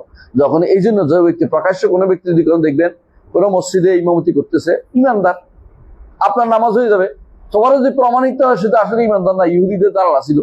অথবা এই যে ইয়ামানে কিছু লোক কি করছে, কিছুদিন আগে এক লোকে ব্রিটেনের ইয়া হিসেবে গেছে, সর হিসেবে গেছে, যাইয়া একেবারে টাই রাইখা একেবারে কোরআন হাদিসে পড়ে টড়ে বলে ওয়াজ করে বিশাল ওয়াজ চাচ্ছে।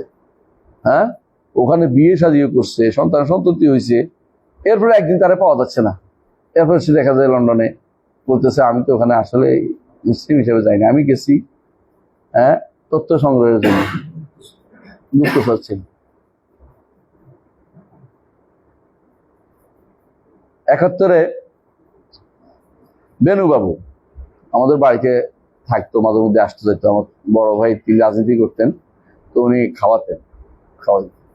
একদিন বেনুবাবু আসছে, বেনুবাবু অনেকদিন পরে আসছে। বড় ভাই বলছে আপনি কোথায় ছিলেন পুরো এই 6-9 মাস কোথায় ছিলেন? ওই যে ইমামতি করছি। তো কেমনে করছে? তোর থেকে না শুনছিলাম সূরা ফাতিহা কেমনে পড়তে হয়, ফালাক ইখলাস পড়ে বলছি, মুখস্থ করছি, ইমামতি চালা দিচ্ছি। কেন কেউ আশেপাশে কেউ হুজুর সব ধরে নিয়ে গেছে, আর কেউ নাই, পালাই গেছে, আমি আর মানুষগুলো ইমামতি করছি। তো খাওয়াইছে দাওয়াইছে, বুঝছিস তো? তো বিধান কি? নামাজ ওদের হয়ে যাবে, যাদের পড়ছে এর পিছনে নামাজ হয়ে যাবে, কিন্তু ও তো শয়তান। তাই বলে ও কাফের হইলেও যারে জানি না তারে কি করতে হইব, তার সম্পর্কে আমার খোঁচাখুচির দরকার না, আমার সালাত হবে। রাসূলুল্লাহ সাল্লাল্লাহু আলাইহি ওয়াসাল্লাম হাদিসে বলেছেন, যা তোমাদের জন্য পড়বে এটা তোমাদের এবং তার তার জন্য পড়বে, যা তোমরা পড়বে এটা তোমাদের। অর্থাৎ এই নয় যে তার শুদ্ধ হলে আমারটা অশুদ্ধ হয়ে যাবে, যে হানাফি মাযহাবের মত, এটা শুদ্ধ না।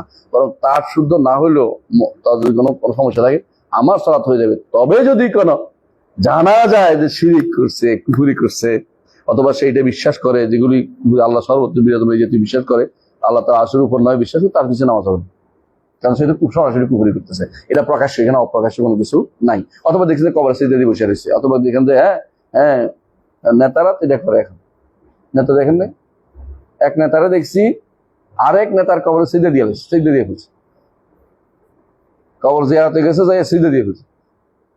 আল্লাহ, মানুষ কোথায়, ইমান কোথায়? আউযুবিল্লাহ। দুনিয়াটাকে সে সবকিছু মনে করছে, মরার পরে তারা কি মনে করে না তারা পুনরুত্থিত হবে ইয়াউমিন আযীম, বড় একদিনে, ইয়াউমা ইয়াকুমুন নাসু লিরাব্বিল আলামিন, যেদিন মানুষ আল্লাহর সামনে দাঁড়াবে। এই চিন্তা তার মাথায় নাই, এই তাদের মাথায় নাই। তাই এরপরে পড়েন আসলে দেখেন এখান থেকে আহলুল কাবায়ের থেকে শুরু করে এগুলো হচ্ছে মানহাজি আলোচনা। কি আলোচনা? মানহাজ বুঝেন কিনা? মানহাজ হচ্ছে যেগুলো পদ্ধতি, যেগুলির কারণে আকীদা বিশ্বাস শুদ্ধ থাকে, আর এগুলি যদি পরিবর্তন হয় আকীদা বিশ্বাস নষ্ট চলে আসে। বুঝে আসছে কথাটা? এখানে যারা বলে আহলুল কাবায়ের সম্পর্কে, এরা কি বলে? আহলুল কাবায়ের সম্পর্কে এরা কি বলে? মুতাজিলা কি বলে? দুনিয়ার বুকে ফি মানজিলাতিন বাইনাল মানজিলাতাইন, দুই স্তরের মাঝখানে এক স্তরে আছে, আর আখিরাতে চিরস্থায়ী জাহান্নামী। খারেজিরাও বলে দুনিয়াতেও জাহান্নামী হইয়া রয়েছে, আখিরাতেও জাহান্নামী। বুঝলেন তো? আমাদের দেশে কেউ কেউ দেখা যায় বলে 3 গুনার কারণে কবিরা গুনাহ 3টে হইলে সে কি করবে?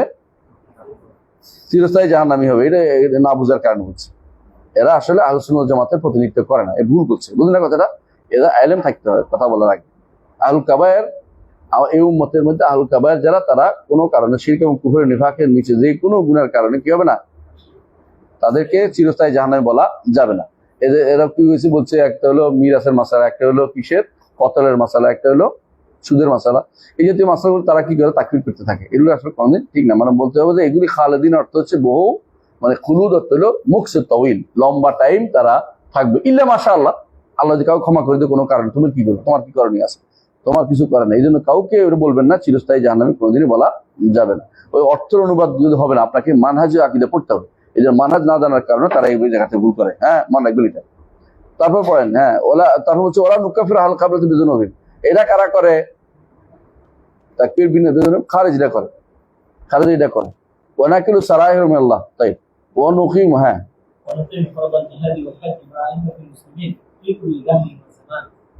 প্রত্যেক যুগে মুসলিম শাসকদের সাথে জিহাদ এবং হজের মাসআলাটা আমরা সাব্যস্ত করি। এখন প্রশ্ন হচ্ছে, হজের মাসআলার সাথে শাসকের কি সম্পর্ক? বিশাল সম্পর্ক। হজের মাসআলার সাথে যেমন সৌদি আরবের শাসকের সম্পর্ক আছে, আরব সৌদি আরব না বললে পছন্দ, আপনার পছন্দ না হলে মক্কা মদিনার শাসক তো বলতে হবে না। মক্কা মদিনার শাসকের সম্পর্ক রয়েছে, কারণ কোন দিন হজ হবে, কোন দিন ঈদ উল ফিতর হবে, কোন দিন রমজান শুরু হবে, রাসূলুল্লাহ সাল্লাল্লাহু আলাইহি ওয়াসাল্লাম বলে দিয়েছেন। কি বলেছেন? ফিতরুকুম ইয়াউমা ইফতারুন নাস, হ্যাঁ, আদহাকুম ইয়াউমা ইয়াদাহুন। আরেকটা হলো ওয়া, আরেকটা আছে, হ্যাঁ, ওইটা ভুলে গেছি। তো এগুলি হচ্ছে যে কোন দিন রোজা ভাঙবে, কোন দিন রোজা ধরবে, এগুলি কিন্তু শাসকের সাথে হইতে হয়। ঠিক নিয়ন্ত্রণের জায়গাটাও শাসক থাকতে হয়। শাসক না থাকলে মক্কাতে মারামারি হানা দুনিয়া শেষ হয়ে যাবে।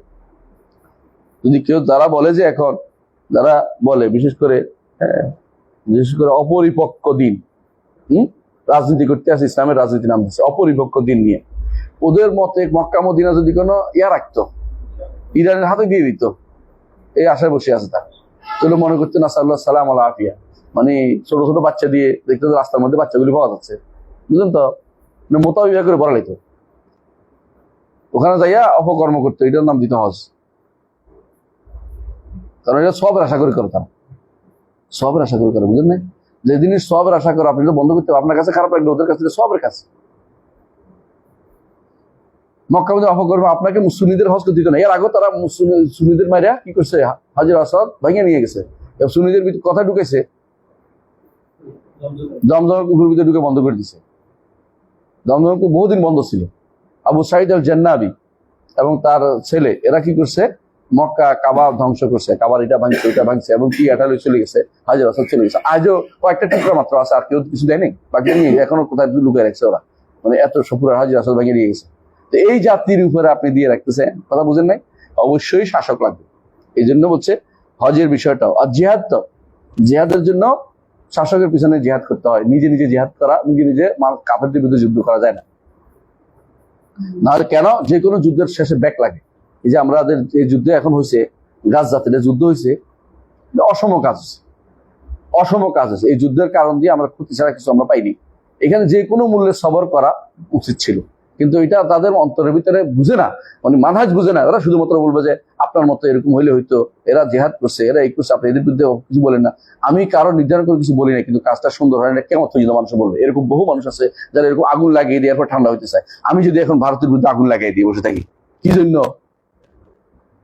হ্যাঁ, যে আমাদের ফেলা নেড়ে মারছে কেন, ধরেন, তাহলে কি হবে? কতদিন যুদ্ধ করবেন?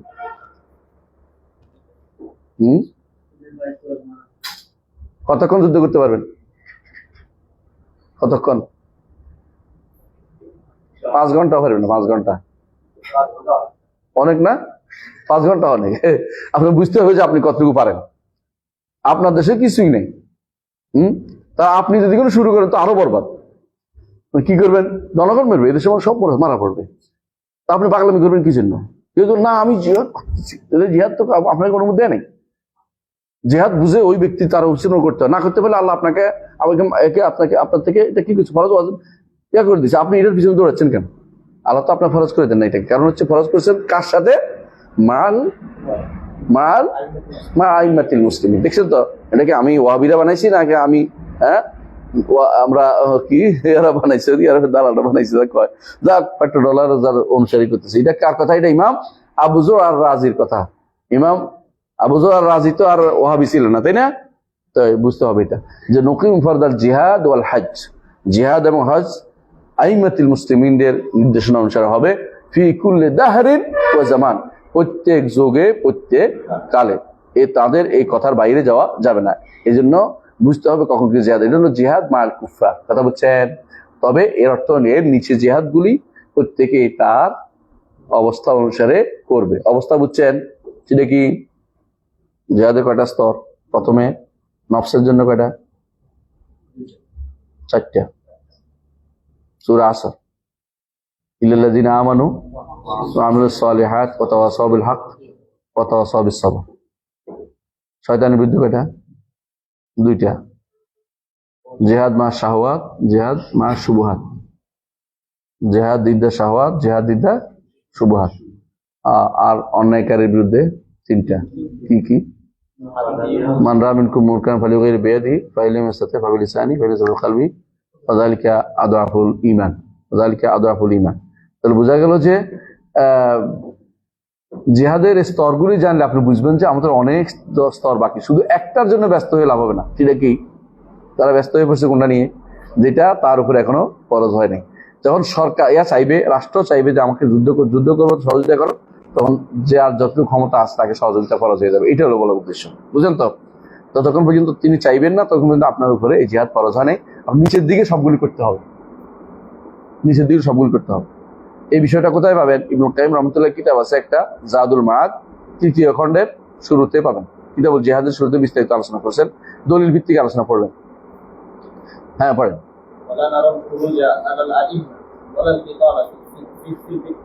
এটাও কিন্তু মানহাজি কথা, আগেরটা বুঝছেন তো? এটাও মানহাজি। আগের জায়গাতে জিহাদ করে কারা? এরকম খাওয়ারিজরা, নাজদিয়াতরা মনে করে, খাওয়ারিজদের অনেকগুলো ফেরকা আছে। নাজদিয়াতরা মনে করে যে ইমাম লাগে না, রাষ্ট্রপ্রধান লাগে না, এমনি দেশ চলে, কোন রাষ্ট্র লাগবে না, কোন রাষ্ট্রপ্রধান লাগবে না, দেশ এমনি চলে। খাওয়ারিজদের একটা গোষ্ঠী, সুফরিয়া একটা গোষ্ঠী, খাওয়ারিজদের আবাদিয়া একটা গোষ্ঠী। আবাদিয়ারা ইমাম মানে, কিন্তু অন্যরা ইমাম লাগে না মনে করে। এই জন্য তারা আলী রাদিয়াল্লাহু আনহু বিপরীতে বসেছিল যে, তখন তারা কেন মানে নাই নাজদিয়াতরা? তারা মানে বলছে আমাদেরকে ইমাম লাগবে না, এই জন্য তাদের নির্দেশে কোনো ইমাম ছিল না, নির্দেশে কোনো ইমাম ছিল না। অর্থাৎ শাসকের পিছনে যুদ্ধ লাগবে। তারা যুদ্ধ করতো কেন? এক একটা যুদ্ধ করতো যে হাজ্জাজও ভয় পাইতো, এত বেশি যুদ্ধ করতো তারা পরবর্তী আর কি। আর আলী রাদিয়াল্লাহু বিরুদ্ধে তারা যুদ্ধ করেছে, এদের কোনো নির্দিষ্ট কোনো নেতাকে মানে নাই, প্রত্যেকে আবার যুদ্ধ যুদ্ধ যুদ্ধ। এখনো তাই। কেউ কেউ মনে করে যুদ্ধ করলেই হলো, আমাদের কোনো সুনির্দিষ্ট শাসকের দরকার নেই। কেউ কেউ আছে এমন শাসকের পিছনে আছে, শাসক তোরা পোড়া পাহাড়ে লুকে আছে। কেউ কেউ এমন শাসক আছে যে শাসক হয়তো কোনোদিন সে কেউ চোখে দেখে নাই, যারা আবু মোহাম্মদ মাকদাসির অনুসারী, অথবা যারা আরেকটা কি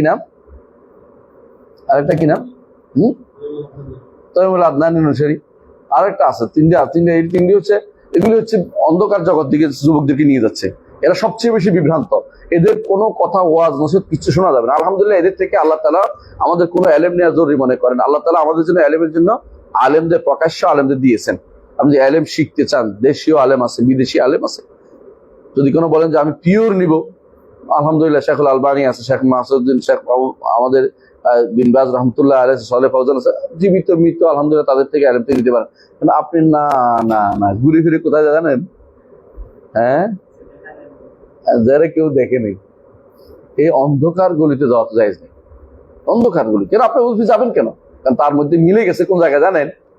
যুদ্ধ, গোপনে একটা কিছু করা, গোপন সংগঠন করা ইসলামে বৈধতা নেই। দলিল ইবনে সিরিন রহমতুল্লাহ আলাইহি বলেছেন, যখন তুমি দেখবে যে কয়েকজন বসে মুসলিমদের বাদ দিয়ে কয়েকজন বসে গোপনে কোনো সংগঠন করতেছে, ফাআলাম আন্নাহুম আলা তাসিস দালালা, জেনে রাখো এরা পথভ্রষ্টতা বানাচ্ছে বসে বসে। এই জন্য এই জাতীয় সংগঠন, গোপন সংগঠন হারাম সম্পূর্ণরূপে। কোনো ব্যক্তি করলে, যে ব্যক্তি করুক, বাংলাদেশের অমুক অমুক নাম ধরে বলতে চাচ্ছি না, আপনারা জানেন এগুলো সবগুলো হচ্ছে পথভ্রষ্ট, বুঝলেন? এগুলি আহলে সুন্নাত ওয়াল জামাতের মানহাজের বাইরে। এই আমার কথা নয়, এটা হচ্ছে এই এদের কথা, এই ইমামদের কথা, আমরা আবু যুরআর কথা। তাই ওয়ালা নারাল খুরুজ আল আইম্মা, আরেকটা বলছে যে আমরা ইমামদের বিরুদ্ধে বের হওয়া মত দেই না। না, নারা অর্থ মত দেই না, আমাদের মত নয় এটা, আমাদের মাযহাব না, আমাদের নীতি নয় এটা, আমাদের এটা উসুল না, মূলনীতি না যে আমরা ইমামদের বিরুদ্ধে। শর্ত হচ্ছে ইমাম কারা। ইমাম কারা? ইমাম কারা? থাক, ইমাম কারা?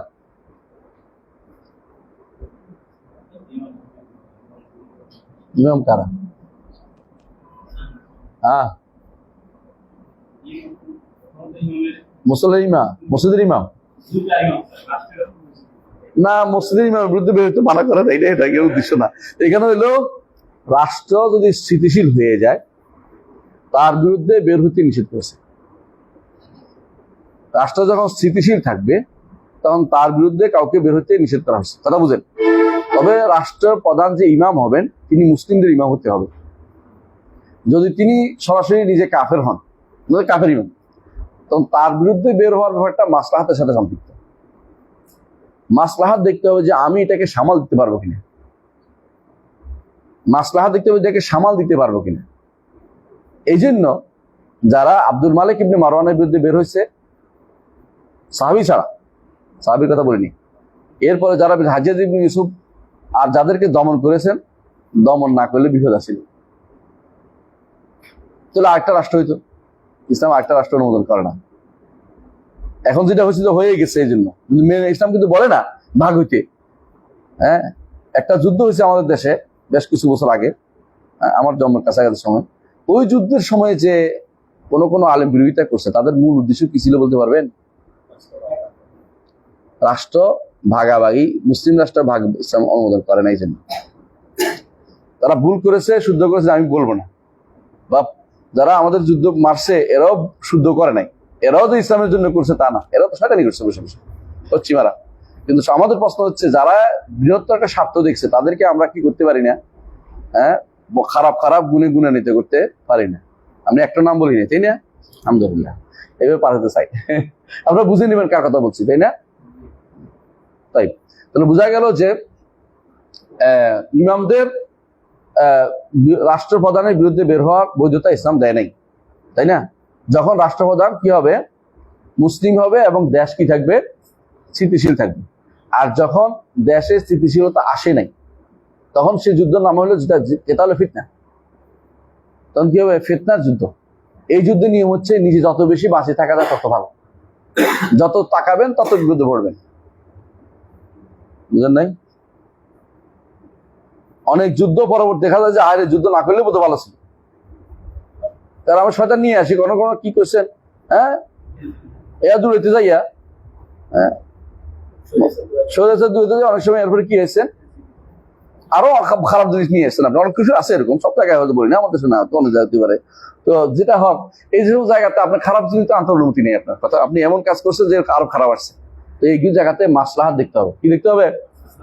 মাসলাহাত দেখতে হবে, মাসলাহাত দেখতে হবে। আর কিতাল ফিতনার মধ্যে ফিতনা কিতাল করা যাবে না। এই যে এরপর হচ্ছে ওয়ালাল কিতাল ফিল ফিতনা, অর্থাৎ মুসলিমদের পরস্পরের মধ্যে যখন কোনো কারণে যুদ্ধ হবে সেটা অনুমোদন করা যাবে না, এই যুদ্ধ অংশগ্রহণ করা যাবে না। এই জন্য দলিল হচ্ছে মুহাম্মদ ইবনে মাসলামা রাদিয়াল্লাহু আনহু, তিনি কি করছেন? কাঠের তরবারি নিয়েছেন, কাঠের তরবারি বানাইছেন রাসূলের নির্দেশ অনুসারে। রাসূল বলছেন যে যখন দেখবে যে মুসলিমরা যুদ্ধ করছে তুমি একটা কাঠের তরবারি বানাবে। কাঠের তরবারি কি মানুষ মারে? মানে ভীতি দেখানো যায় না, মারবো কিন্তু এটা জাস্ট, কিন্তু তিনি কাউকে মারবেন না, এটা হলো নিয়ম। কিন্তু আমরা যদি কোনো এটা মারামারিতে চলে যাই তাহলে সমস্যা। এটা হলো যুদ্ধে যারা বের হবে তাদের কথা বলছে। আর যারা বের হবে দাবি দাবানি, এরা কিন্তু খারেজি না, এরা বাগী। কিন্তু এই বাগীর ক্ষেত্রেও প্রশ্ন আছে। এই বাগী যদি কোনো অস্ত্র নিয়ে বের, দাবি দাবানি অস্ত্র নিয়ে বের হয়েছে, তাহলে আবার দুইটা একসাথে হয়েছে, খারেজি আর বাগী একসাথে হয়ে গেছে। এটা নিয়ে আছে বিস্তারিত আলোচনা আগামী ক্লাসে করবো। সুবহানাকাল্লাহি ওয়া বিহামদিকা, আশহাদু আল্লা ইলাহা ইল্লা আনতা, আস্তাগফিরুকা ওয়া আতুবু ইলাইক। আসসালামু আলাইকুম ওয়া রাহমাতুল্লাহি।